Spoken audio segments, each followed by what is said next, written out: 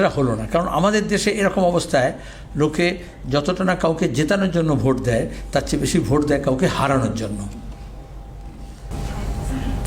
তাহলে মানুষ যখন রায় দিলেন, ঠিকই বামপন্থীদের যতটা সাফল্য আশা করা গিয়েছিল, যখন প্রতিকূলকে নিয়ে, সুজনকে নিয়ে, সেলিমকে নিয়ে যখন মিছিল হচ্ছে, দীপশিতাকে নিয়ে, তখন যেরকম একটা আশাবাদ জেগেছিল, তা সেটা হলো না, কারণ আমাদের দেশে এরকম অবস্থায় লোকে যতটা না কাউকে জেতানোর জন্য ভোট দেয়, তার চেয়ে বেশি ভোট দেয় কাউকে হারানোর জন্য। তাহলে একটা জেনারেলি একটা ধারণা তৈরি হলো যে এই 420টাকে যাতে না হয়, 420 যাতে না হয়, ঠিক উল্টোটাই হলো 240, মানে ওই 2-4-0 ঘোরাঘুরি করছে আর কি, তাকে ডিজিটটাকে যেভাবে নানা রকমভাবে পারমুটেশন করা যায়। এটাই হচ্ছে প্রথম শিক্ষা নিত আজকের বাস্তবতা থেকে, কারণ ছাত্র আন্দোলন মানে তো একটা লম্বা লড়াই ভবিষ্যতের জন্য। কালেকটিভলি যখন একটা দেশের মানুষ রিয়্যাক্ট করে, তখন সেটা শুধুমাত্র একটা রাজনৈতিক সিদ্ধান্ত নয়। রাজনৈতিক সিদ্ধান্ত যদি নেয়, সেটা তাহলে সামাজিক, অর্থনৈতিক, সিভিলাইজেশনাল, কালচারাল, এই সমস্ত ভ্যালুসগুলোর একটা কালেকটিভ একটা ইনভিটেশন হয়, ডাক আসে, তারপরে তার রেসপন্স হয়। তাহলে আমাদের যে বহুত্ববাদ, এই যে মাল্টিকালচারালিজম, মিশ্র সংস্কৃতি, এই যে প্লুরালিটি, এইটাকে চ্যালেঞ্জ করা হয়েছিল, যেটা আমরা বলি নানা ভাষা, নানা মত, নানা পরিধান, বিবিধের মাঝে দেখো মিলন মহান। তাহলে দেশ সমস্যারে যেটা বললো, আমরা বুঝবেন আরএসএস প্রধানের বক্তৃতার মধ্যে হঠাৎ এখন আবার তিনি বৌদ্ধবাদের কথা বলছেন, যারা এই বৌদ্ধবাদকে মেটানোর জন্যই তৈরি হয়েছে 100 বছর আগে থেকে, যেখানে এক জাতি, এক ধর্ম, এক দেশ, এক ভাষা। এটা আমি এই জন্য বলছি, ভোটের রেজাল্ট যাই হোক, এই যে প্রচার এত চলে, আমাদের মনের মধ্যে কতগুলো প্রচার বাসা বেঁধে নেয়, কতগুলো ঘৃণা আশ্রয় করে খোঁজে, কতগুলো হিংসা, কতগুলো দেশের কতগুলো উপকরণ তৈরি হয়। তাহলে দেখতে পাচ্ছেন গুজরাতে ফ্ল্যাটে, সরকারি ফ্ল্যাটে সরকারি কর্মচারী, প্রধান মুখ্যমন্ত্রীর কোটায় ফ্ল্যাট অ্যালটমেন্ট হয়েছে, কিন্তু গোটা আবাসনে মানুষ নেমে গিয়ে বলছে ও মুসলমান, ওকে এখানে ঢোকানো যাবে না। তাহলে আমাদের সংস্কৃতি, আমাদের খাদ্যাভ্যাস, আমাদের পরিচ্ছন্নতা, আমাদের ধর্ম সবই নষ্ট হয়ে যাবে। বিষটা হচ্ছে এইখানে, আমাদের রাজ্যতেই, ওই লেভেলে নয়, আলাদা ল্যাডারে আমরা আছি। এখানে অসংখ্য ছাত্রছাত্রী আসে, যারা পড়তে আসে জেলা থেকে, কিন্তু এখানে তাদের ঘর খুঁজে পাওয়া, চাকরি যে করে যারা আসে, চাকরি খুব কম পাওয়া যায়, ব্যবসা সূত্রে হোক, যেখানে যদি আসতে হয়, তাহলে তার আশ্রয় খুঁজতে তার দম বেরিয়ে যায়, কারণ সেখানে তার রিলিজিয়াস আইডেন্টিটি বড় হয়ে দেখা দেয়। এখানে দেখবেন এর মধ্যে দাঁড়িয়ে একটা সাব ন্যাশনালিজম, যখন উগ্র জাতীয়তাবাদ তার কাউন্টার করার জন্য আরেকটা আশ্রয় নেওয়া হয়, এই যে যখন এখানে কিছুটা বাংলা পক্ষ টক্ষ সব করা হয় না, কথায় কথায় হিন্দিভাষী, উর্দুভাষী, বাংলাভাষী। আমি যে ঢুকেই এই যে আপনারা পোস্টার লাগালেন, তাতে হচ্ছে ব্যানারে সব ভাষায় লেখা আছে, সিন্ধি থেকে, উর্দু থেকে, হিন্দি, গুরুমুখী। আমি বললাম এই রে, এই ছবি তুলে বলবে দেখো বাংলায় আছে, আর তারপরে ছাত্র সংগ্রাম পত্রিকা ব্যবহার করছে, আর তারপরে এইসব ভাষাগুলো কেন? আসলে দুটো দর্শনটা এক, সে বিজেপি হতে পারে, তৃণমূল হতে পারে। দর্শনটা হচ্ছে এই বহুত্ববাদকে অস্বীকার করা, এই বৈচিত্র্যকে অস্বীকার করা। তাহলে এই রায়টা হচ্ছে কিন্তু এই বৈচিত্র্যকে ধরে রাখার এটা অনেকটা ম্যান্ডেট, রেফারেন্ডাম, যে আমাদের এই দেশে এই যে এত রকমের বৈচিত্র্য আছে, খাদ্যাভ্যাস, পোশাক, ভাষা, সংস্কৃতি, আলাদা রাজ্যে, সেটাকে ধরে রাখার চেষ্টা করতে হবে। এটা করতে গিয়ে যেটা হয়েছে, একটা স্টেট লেভেল কিছু অস্মিতা, এই দেখছেন টিডিপি, এই মহাগঠবন্ধন মহারাষ্ট্রে, গুজরাতে, বাংলায়,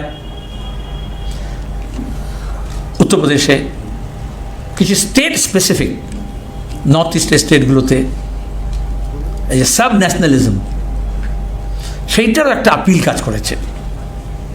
তাই হয় একটা বড় একটা বিপদকে চ্যালেঞ্জ করতে গিয়ে আমাদের মুশকিল হচ্ছে, আমরা বামপন্থীরা যখন আমরা এই ভাষাভিত্তিক নয়, ধর্মভিত্তিক নয়, ভাগ করার যখন চেষ্টা করা হয়েছে, একদিকে ধর্মভিত্তিক ভাগ করা হয়েছে, আরেকদিকে ভাষাভিত্তিক, জাতিসত্তাভিত্তিক ভাগ করার চেষ্টা করা হয়েছে। আমরা এই ভাগাভাগির বিরুদ্ধে তখন আমাদের এই ঐক্যের সুরটাকে বাঁধতে হয়। তাহলে ভবিষ্যতের চ্যালেঞ্জ হচ্ছে আমাদের দেশে, এটা সবচেয়ে বড়, এই ঐক্যের সুরটাকে খুঁজে বার করা, ধরে রাখা। মিলে সুর মেরা তোমারা তো বনে সুর হামারা। আগে আমাদের সময় 80-র দশকে শোনা যেত, এখন তো এগুলো আর শোনা যায় না, কিন্তু এটাকে এর মধ্যে এটা হচ্ছে আন্ডারলাইন, সূত্রটাকে ধরে রাখার। দ্বিতীয় হচ্ছে, যতই ধর্মকর্মের কথা বলো, যতই ভাষাগত বিভেদের কথা বলো, কিন্তু মানুষের যে বাস্তব যে সমস্যা, তার দৈনন্দিন জীবন জীবিকার, রুটি রুজির প্রশ্ন, তার মূল্যবৃদ্ধির প্রশ্ন, মুদ্রাস্ফীতির প্রশ্ন, এই মুহূর্তে বিশাল চলছে এখন মুদ্রাস্ফীতির। বাজারে আগুন, বাইরে যতটা আগুন তাপমাত্রায়, তার চেয়ে বেশি আগুন হচ্ছে বাজারে। এগুলো দৈনন্দিন সমস্যা, কিন্তু একটা বড় ইস্যু যখন আসে তখন এই ইস্যুগুলোকে ছাপিয়ে যায়, কিন্তু সেটাকে ধরতে হয়, সেগুলোকে আমাদের খুঁজে খুঁজে বার করতে হয়। তৃতীয়ত, আপনারা এখন মিছিল করছেন এই ছাত্র ভর্তির ব্যাপার, কলেজের নিটের কেলেঙ্কারি, একটা বিশাল স্ক্যাম। যেমন আমাদের শিক্ষক নিয়োগের দুর্নীতি, আমাদের একটা চাকরি পরীক্ষায় যেরকম যে কোনো পরীক্ষার মধ্যে দুর্নীতির গন্ধ পাওয়া যাচ্ছে, আজকে গোটা দেশে, বাইরে দেখলে অন্যান্য দেশেও এই যে যোগ্যতা নির্ণায়ক যে পরীক্ষা, সেইটার যে অ্যাকসেপ্টেন্স, সেটাকে ধ্বংস করা হচ্ছে। তা কে যোগ্য কে অযোগ্য, যেমন এখানে কে নীতি কার দুর্নীতি, কে কোনটা সত্য কোনটা মিথ্যা, এগুলোকে ব্লার করে দেওয়ার চেষ্টা করা হচ্ছে। যেমন ছবিতে যেরকম হয় না, অস্পষ্ট করে দেওয়া হয়। এটা একটা এফার্ট। দক্ষিণপন্থায় যখন উত্থান হয়, তখন তারা এই মানুষের মধ্যে মূল্যবোধের সংকট তৈরি করার জন্য তারা এই ধরনের ঠিক বেঠিক, সত্য মিথ্যা, আইনি বেআইনি, ভালো মন্দ, এস্থেটিক্সের দিক থেকে সুন্দর আর অসুন্দর, এগুলোকে সব মুছে দেয়। আর মুছে দেয় বলেই তখন এটা আমাদের রাজ্যে প্রথম শুরু হয়েছিল, আপনারা জানেন। তাহলে মমতা ব্যানার্জির ওই ছবি বিক্রি হতো না 80 না কত 85 লক্ষ টাকা সারদার কাছে। তখন এই আমাদের বুদ্ধিজীবীরা বলতো, আহা আহা নন্দলাল, কী ধরুন, নন্দলাল বসের থেকে বেশি ভালো আঁকা ছবি হয়েছে। আসলে এই যে মানুষের মধ্যে যে সুকুমার বৃত্তিগুলো আছে, সেগুলোকে নষ্ট করা হয়। সেগুলোকে যদি নষ্ট না করা হয়, তাহলে এই ভালো মন্দ, ন্যায় অন্যায়, আইনি বেআইনি, সত্য মিথ্যা, এগুলোর যে ফারাক আছে, সেটা সে খুঁজে বার করার চেষ্টা করবে। তখন ওভারঅল এমন একটা আর্চ তৈরি করা হয়, সেখানে সব গলে যাবে, এই ছাঁকনিটা থাকবে না। সেটা মানুষের ভ্যালু সিস্টেমকে, মূল্যবোধকে আক্রান্ত করে।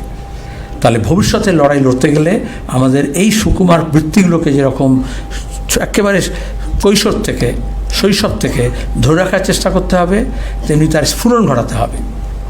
এটা না হলে যে হিউম্যান ভ্যালুস, বাকি সব যে ভ্যালুসগুলোর কথা বললাম, এগুলো হচ্ছে হিউম্যান ভ্যালুসের উপর তৈরি হয়, সেই হিউম্যান ভ্যালুসটাই অ্যাট স্টেক। এটাই করতে চেয়েছিল।